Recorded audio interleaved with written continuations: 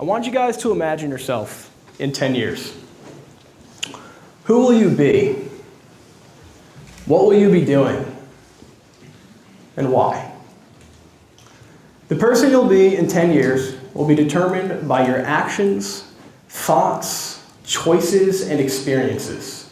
You have the opportunity to determine your future, be in the pilot seat, and design your future self. The person I am today is a result of my experiences, my thoughts, my actions, my choices. So 10 years ago, I was living with my mother and my older brother in a 2-bedroom apartment. My brother had been experiencing some depression and anxiety, and so he began seeking care. He went to go see our family doctor and a couple care specialists. And per usual in this country, he got a whole suite of medications from his different providers. However, they weren't really helping him. It's common with mental health conditions that a lot of medications don't address the root cause of mental health challenge. So he was taking these concoctions as usual, and one day he picked up his prescribed medications as usual, business as usual. A couple days later, the pharmacy called to warn him, like, hey, probably shouldn't be taking those medications, might be a harmful interaction. The trouble was they were 2 days too late, and my brother had already died from that prescription drug interaction. This was frustrating. I was devastated. I was out of my mind, depressed for a long time. I had hit rock bottom in grief, and I stayed there for a really long time. It took me a long time to be able to talk about this openly. I told you I was 12 years old, so no one really knew what was going on who was my peers at school or anything like that. I was in the chasm. But you know what? Adversity happens to everybody, and it's a really common part of life. So I recognize that, and I recognize things could have been much worse. I could have had 0 years with my brother.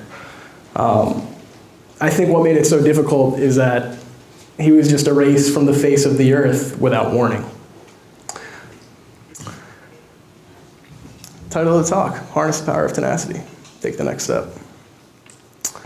So for me, I found fitness, nutrition, meditation, and mindfulness to help me through my struggles. At 13 years old, 14 years old, I began becoming really fit. I was that kid who was just weirdly in shape at that age. Everyone was like, "Why are you taking steroids?" Like, basketball team, my friends' parents are like, "What do you do? Like, what is this?"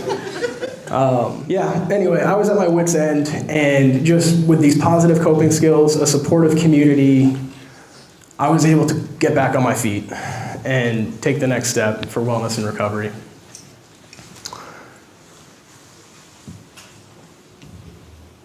This is me doing a charity calendar photo shoot.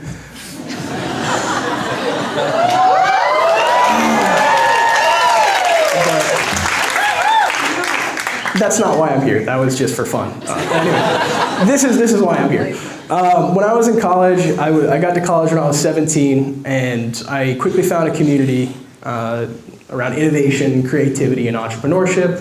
I co-founded a student organization to foster interdisciplinary collaboration. We engaged hundreds of students, faculty, local community members. You can see a few entrepreneurs winning big checks up there. I used to have a man bun, so that is me down there.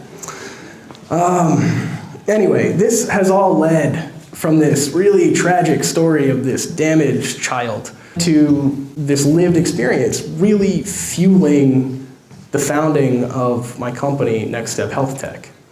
And we've just recently released a mobile health application. If you have an Android, you can download it, Hey NextStep. But we're having a lot of opportunities. The government, state governments are supportive. I was just recently at Brown Medical School giving a seminar on how we can benefit post-acute emergency room patients to find the next level of care. This I hope will be a big step for people who are facing depression, anxiety, and related mental health conditions.